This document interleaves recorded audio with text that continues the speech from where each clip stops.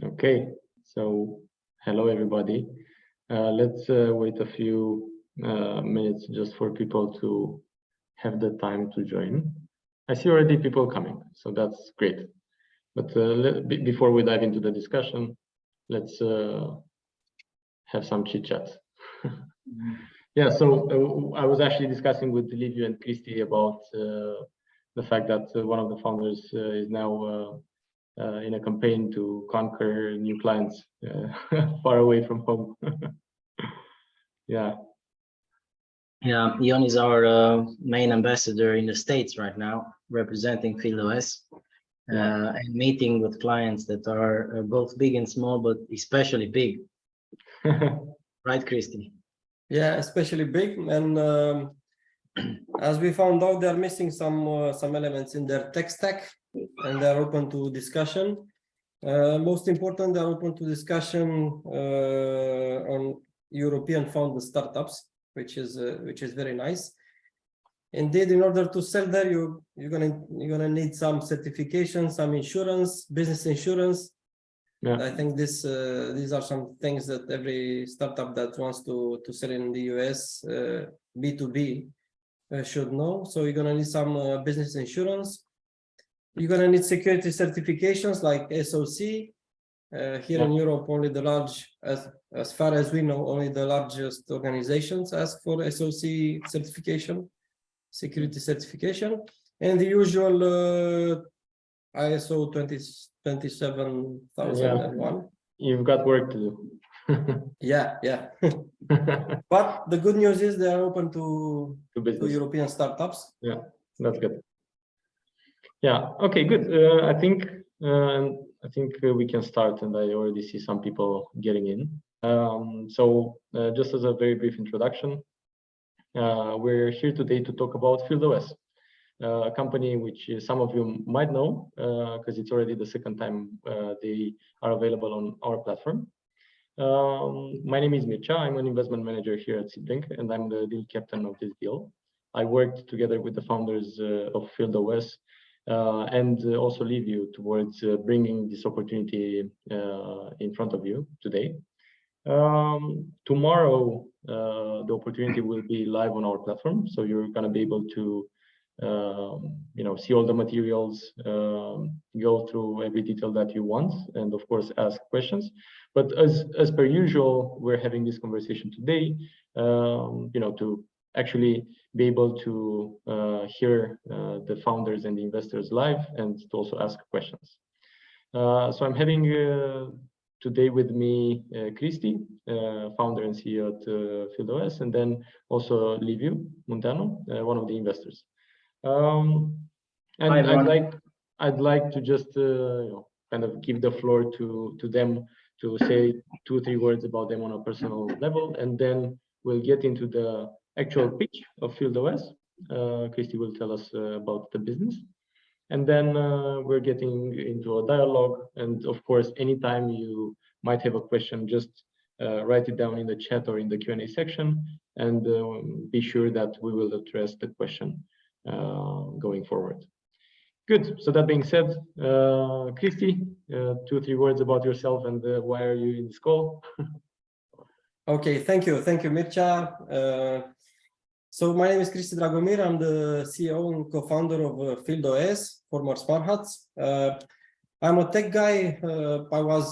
I started from providing IT support to users and became an IT manager in large organizations. At some point in time, me and John, my co-founder, started a company together, and we wanted to make a product to sell and replicate, especially worldwide. And here we are right now. Thanks. Good. Thank you, Christy. Hey. Liviu?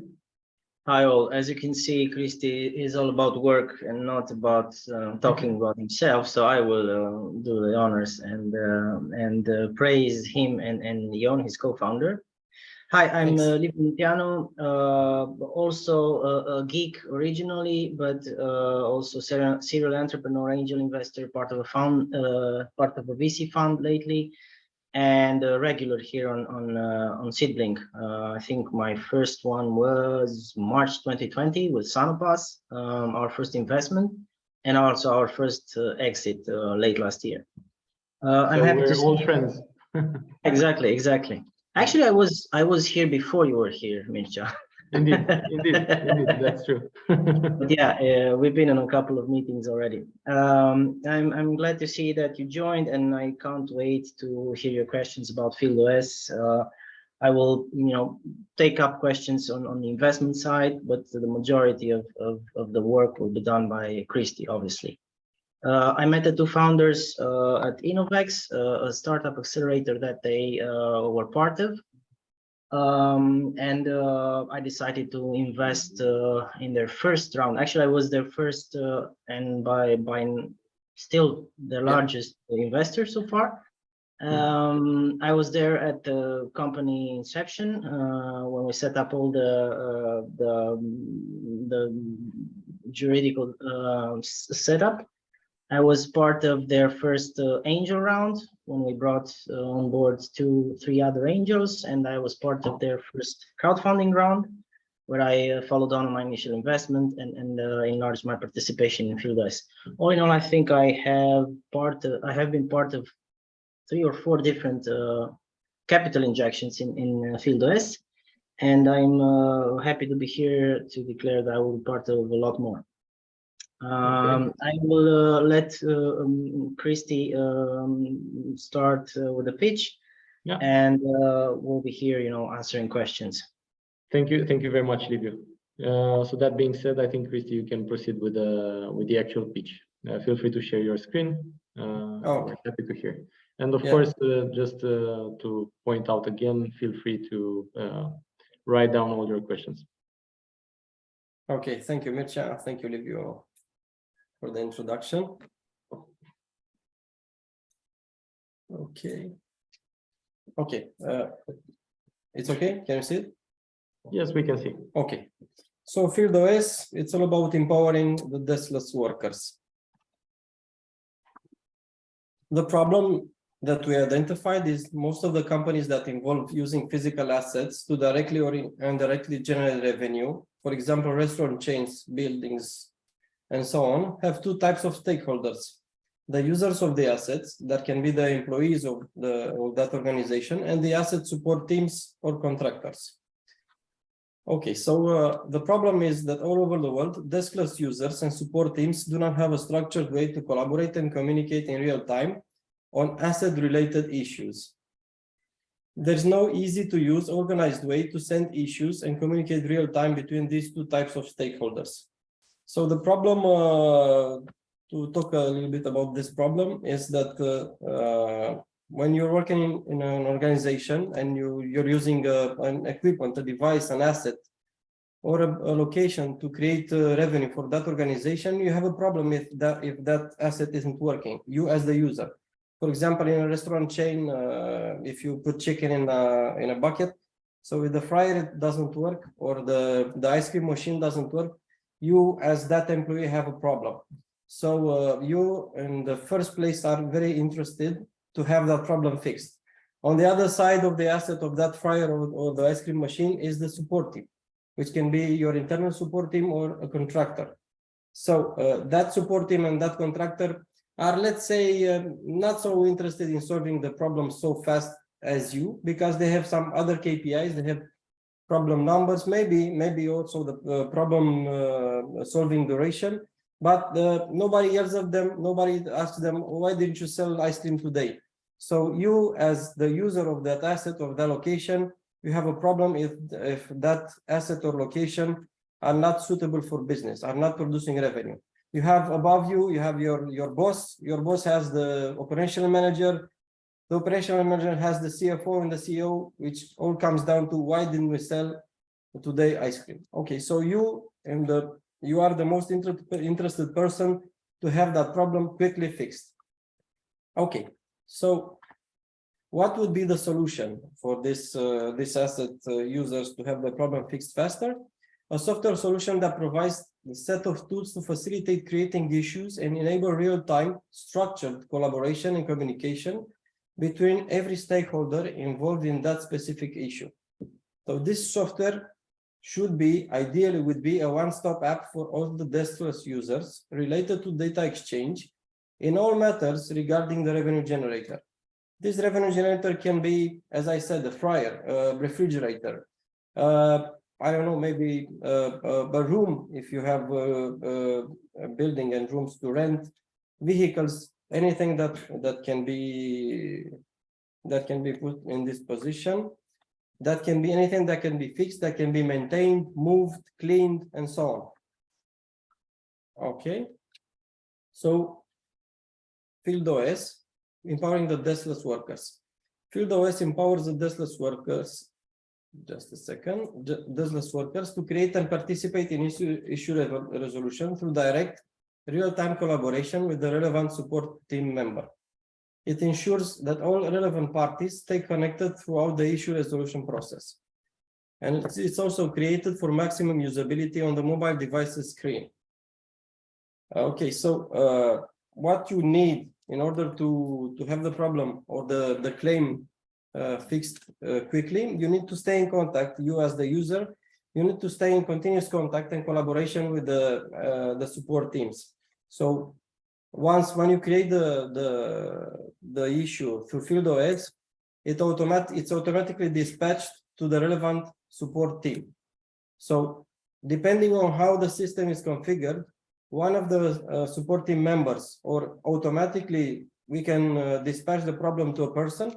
And in this point, both the creator of the issue and the person that should fix the issue or should claim the issue are in direct contact. So they can exchange information, they can exchange photos, even the supporting member can train the user how to fix the problem if he can do it.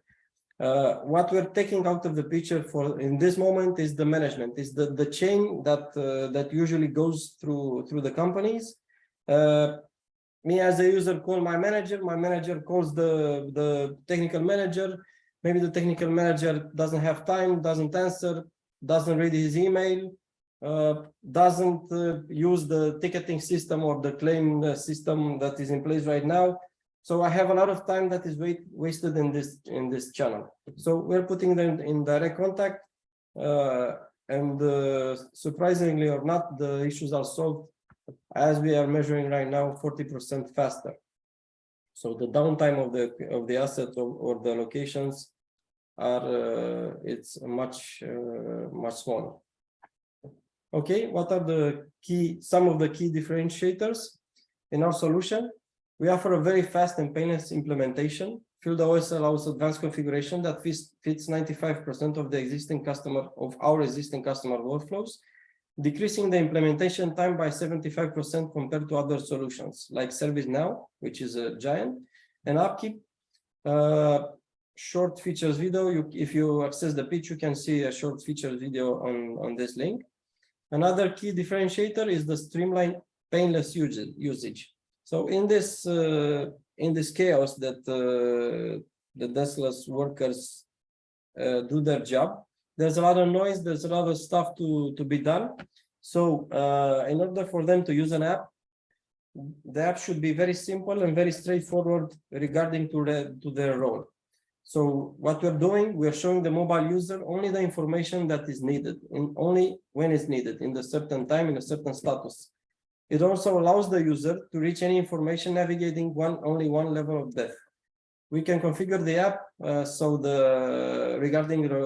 based on the role, on the user role and the moment of the issue or the claim, that is proven to be very, very easy to use for the users.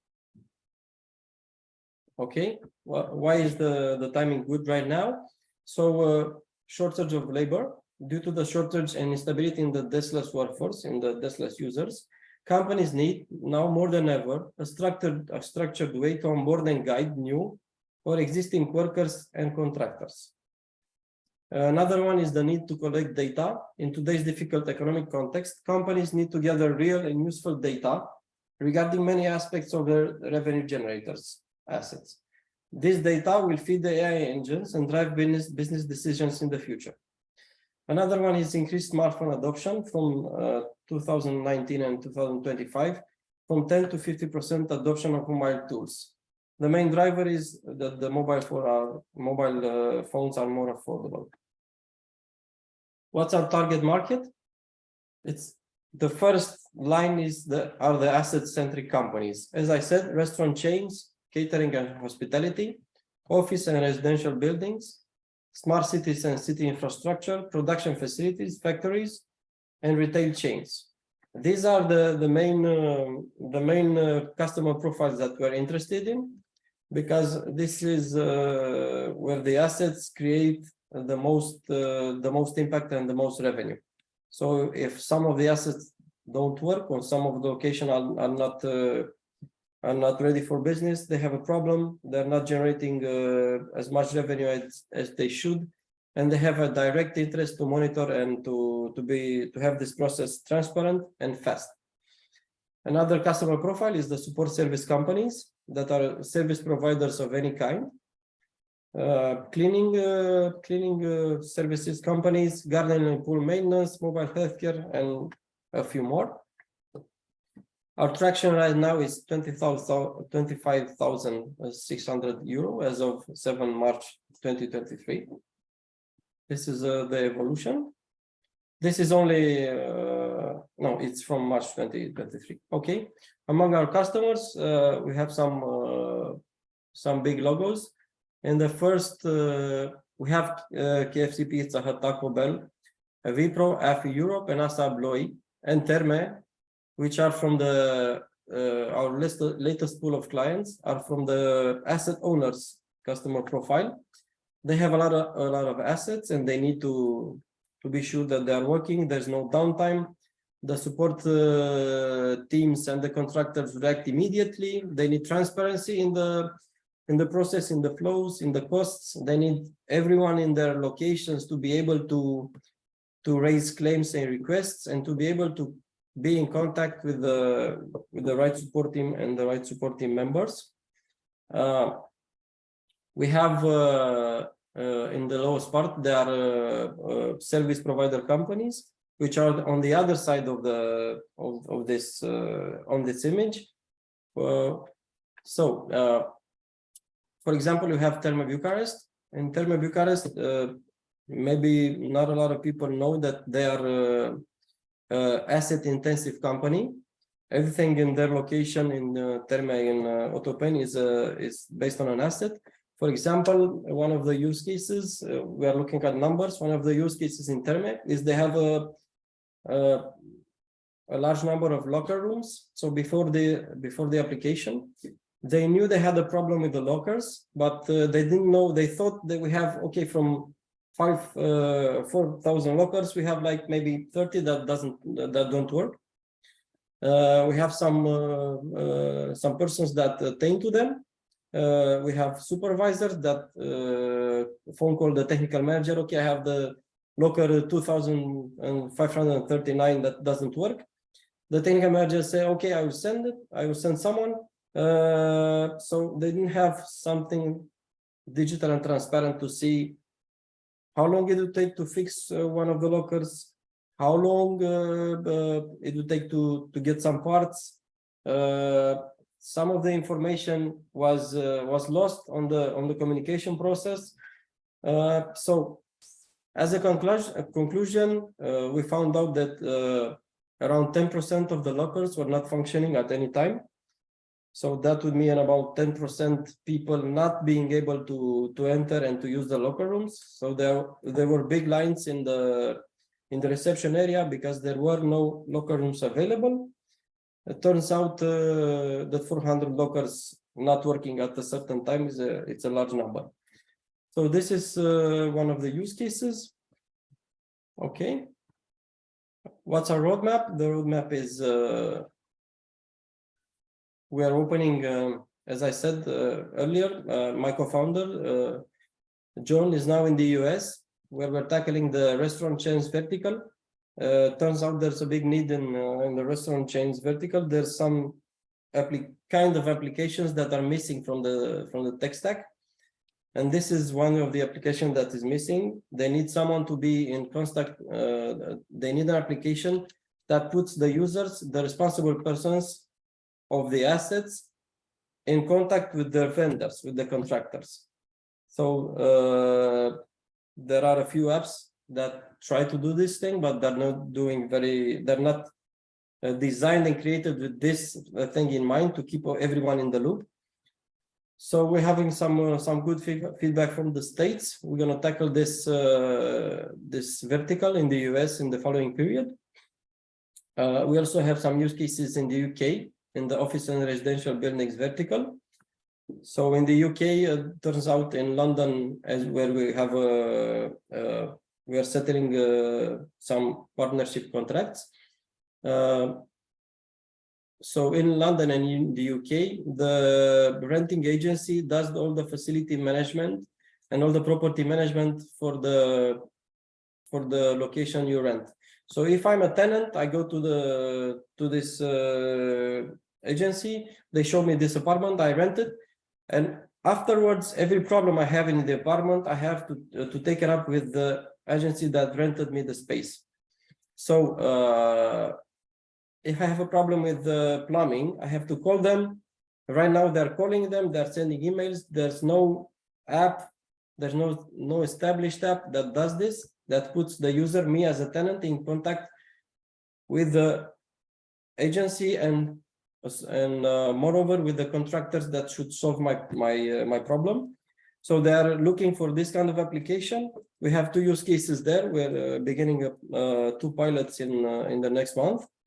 More than this, the government is planning to pass a law that says, okay, every cost that you incur to me as a tenant has to be transparent. So everything would have to be digitalized in this chain. So an app like this is something they need very much right now. So in 2023, in the first and second quarters, we're going to tackle these markets and do some pilot projects, and of course extend the pilot projects. Okay, in 2024, we're going to open new markets in the US, office buildings, retail chains, and manufacturing. After that, in 2025, after we have established in the US, we're going to tackle larger logos in the oil and gas verticals. And we're going to align the vertical in the direction with the major players in collaborative work management and smart buildings or ESM to prepare the exit strategy. What we're trying to, and we will achieve, is to make an exit to one of the larger players in the smart city. We're interested directly in the smart city or in the collaborative work management in the mobile side. Many of the players that are right now in these verticals do not have a mobile tool that is easy to use for the blue collars. So there's a problem with this because some of them have mobile apps, but they are very difficult to use. They are targeted, again, they are designed for the desktop use. They are designed for people that are used with complex applications, but the blue collars need something simpler. They need something straightforward as they're used to doing things straightforward. Okay, our revenue model is SaaS. We have the essential monthly fee per user account. We have the essential package, which is 7.5 euro per month per user. This allows you to use 2 functionalities. It's with self-onboarding, so we don't offer any support plans, only email. Our standard package is 39 euro per month. In this, you have guided onboarding, and you have a support plan. And the professional package is from 59 euro per month per user. And this is where we are in direct contact with our customer relationship team. And we can also have some additional packages. We offer integrations with your tools and a bit more advanced services. We have the support plans, premium and assistance. We have our network of partners here in Romania and what we have signed right now in the UK and in US. We're planning to give this part to the contractors. We're we are developing a methodology for them to offer this kind of support services and training and level 1 support, because we want to also develop our partners and create value for them. The investment terms are, we are reaching for a funding target of 800,000 euro. And the round terms are convertible note, 24-month maturity date, 4.2 million euro cap, 2.7 million euro floor, and a 20% discount rate.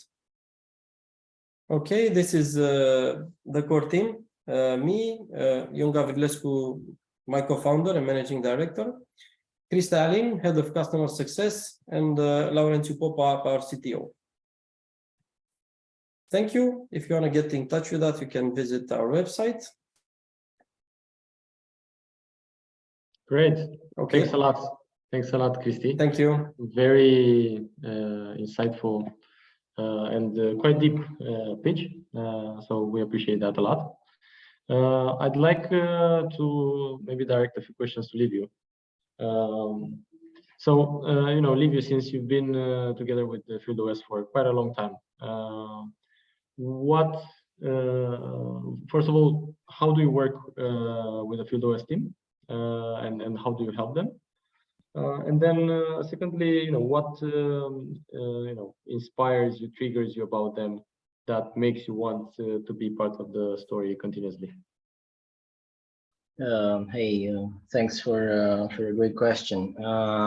How much time do you have? Well, I know them since 2020, and actually, I just then I found out that I had known Ion, the other co-founder, since college. We went to college together. But that was not the reason why I decided to join their wonderful journey so far. From the cohort I mentored in 2020 at Innovex, I think they were the most promising team. That's why I joined. My role was, let's say, important in the beginning when we set up the company, when I got the legal advice that we needed on board. Also, sales skills in the form of another angel investor that set up our first sales strategy, and also in the financial area, where we also brought an angel investor that is helping us now as an interim CFO. These were the skills that were needed at first, because both Cristi and Ion are very good at two things: first product and then sales. They live and breathe these skills, I would say that. Too bad that Ion is not on the same time zone with us right now, but he would have convinced you guys already. He's a very good salesperson, and actually he was the one that brought me to their office to meet Cristi, and he was one that broke the ice. My role was important again in the beginning when we raised our first round with SeedBlink together and angel and business angel network and some individual investors. Then I think we had countless meetings in my office here in Bucharest until they got a very good office now. Although the bootstrapping continued, but it was nice to see them go their own way and grow and recruit new team members and go through pivoting in sales strategy and also in their product, adding new functionalities, things that we did not know were needed, but the clients requested them, and now we have them. This is how our collaboration began. Now I'm looking forward to seeing them raise a larger round with SeedBlink on board, obviously, and maybe also bring another fund there. I am a part of a fund that did not invest so far because it was still too early for our investment thesis, but will probably join later on. We usually do it this way. If we find a startup that we're very interested in, I or another member of our fund join as angel investors earlier, and then make sure things go along in the right direction until we invest as a fund. I think that what they are doing is very much needed. There is a key word that I like, especially in the pitch deck, which is underserviced. I love when a market is underserviced, and this was one of the main reasons why I thought that FieldOS, formerly Smart Huts, would have a great chance to grow and become a success story. Yeah. Oh, yeah, underserviced. Focus on that, and the rest of the success will follow. Yeah. Okay. Thanks a lot, Livio. Maybe a follow-on question to that to you, Christy. Given that you're getting a lot of good feedback from your customers and you see the gap in the market that you're trying to solve, where are you focusing your efforts currently? And I'm referring here, maybe on the product side, maybe on the sales side. So where do you want to be extremely focused in the next period of time? Yeah, thanks. So we're focusing right now on the business development side, on the sales side. We are planning and executing a strategy outside international sales strategy on the outbound channel and also on the inbound channel, on the marketing, on the partner channel. So the product is pretty mature. We're collecting feedback on a continuous basis from our customers. We're developing the product, but our main focus is international expansion. So we have some focused use cases, as I mentioned before, focused on verticals and some customer profiles that are responding very well to our sales, to our sales pitch, and they are in the UK on that vertical and in the US. Yeah. Okay. Clear. And before asking my last question, I just want to point out again that if there's any other questions from the audience, feel free to add them in the chat. Otherwise, I'm just gonna ask my last question, and then I think we're good to wrap up, as we initially scheduled about 30 minutes for the session. So my last question is more about, since you're talking about, getting international plans, how do you go about that? What's the plan there? Okay, so the plan is to find partners, to onboard partners in the verticals that we're interested. So regarding the US, we have on board Gabriel Panel, which opened the sales channel for us in the US. He has a lot of contacts in the US in the matter of partners, IT partners, integration partners, and distribution partners in exactly the vertical that we're interested in. So we have set up meetings with them. Of course, we're offering some incentives for the new partners that sign. We have another, so this is the channel that is the most interesting to us, and we found out that gives back the fastest results and the best results is the partners. Another channel in the US is the outbound engine. So we have SDR in our team that locates organization that interest us, that are in our customer profile. It adds them in our automated, semi-automated engine. So we add them as contacts. We contact them with targeted messages. When they answer, some of them answered. We set up meetings, and this is the outbound channel. And another way that John is using right now in the US is he's attending restaurant fairs. So fairs, we found out that in the States are very good at knowing people and knowing potential customers. So we're gonna join the US Restaurant Association right now, and Florida and the New York Restaurant Association. They have some incentives where we created a lot of trust in when we discussed with them. They said, okay, this kind of application are missing in the tech stack, or what we have now are not suited. And this would be the channels in the US, and in the UK we are going only partners. Okay. Partners in exactly in exactly this vertical, the vertical of residential and office buildings. Okay, I see we have a question from Paul. Who are your direct competitors? With who do you develop your solution? And follow-up questions to that: do you have internal expertise in scalable solutions? So I think more of the question kind of lies upon the competitors, and then your capabilities of scaling up the solution in the product. Okay, so as competitors in Europe, we have a French solution that's called Praxido, and in the US we have some also startups. We have two.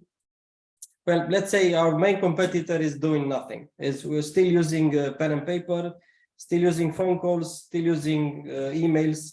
But this is changing due to the fact that the organization need to collect data. Everybody is scared with the AI, and if you don't have information, structured information, to give the AI engine, you don't have information, you don't have feedback from that. So you need structured information. So our main competitor, being the pen and paper and phone calls, is not very good at providing structured information. But let's go to the digital competition. We have in the States, as I said, we have Praxido in Europe. We have in the States Upkeep. We have MaintainX in the States, and larger ones, which is ServiceNow, that is ultra large organization solution, very expensive. You need an army to configure it. You need 1 year, 2 years to implement it. So this is the competition. The competition is also founded in the States. What's our main differentiator between them is that we are the best friend of the user of the asset. They are the best friend of the support teams. So they say, okay, we can give your support teams and your contractors the tools. They'll be more efficient. And so on. We say, okay, we give a tool to your employees, to your user of the asset. And after that, you provide him the tools to onboard the support teams. So this is how we look at things. This is how they look at things. Okay, so regarding the scalability problem, we have this issue covered. We're working right now to create an almost infinite scalable engine. We're working with the Romanian startup, which is very nice and very their solution, the technical solution proposition is very, very nice and very strong in scalability. So this is a problem that we're studying, and we're preparing for large scale deployments. Okay, good. And maybe about the internal expertise, what can you tell us? So the internal expertise for scalability? I think rather your team, and okay. Maybe the team's experience in scaling products in the past or something like this. Okay, so regarding the scaling products, I implemented some products that were scaled very large as an IT manager in a large organization. We have right now an employee that has large expertise in this field. Our CTO has developed and scaled 2 medium applications for the international market. For the Romanian market, they are very large. And we have right now a consultant that works at a very high profile startup that came from Romania, is now a very large decacorn. So we're gathering expertise. We have around us people that implemented large-scale solutions, and we are working with them to gather as much expertise and know-how as we can, and of course put it in the solution. Okay, good, clear. Thanks a lot. I see we don't have other follow-up questions. Please, at any point in time, feel free to reach out to us, to the founders as well. And of course, on the SeedBlink platform, you're gonna be able to post your questions there. And of course, Christy will be happy to answer any questions you might have, along the way. Tomorrow morning at 10 a.m. Romanian time, you will be able to join the round and have access to, executive summary, business plan, and far more details about FieldOS. And yeah, we're going to be waiting for you tomorrow on the platform. I think we can wrap up the session now. Thank you very much, Christy. It was a very pleasant discussion, very insightful discussion about FieldOS. Liviu, thank you very much as well. Hey, thanks for having us. Very happy to have you here today. So thanks everybody for attending and for listening to the conversation. Hope you have a great evening. See you on the platform. Bye, everyone. Thank you. Thank you, everyone. Bye-bye. Bye-bye.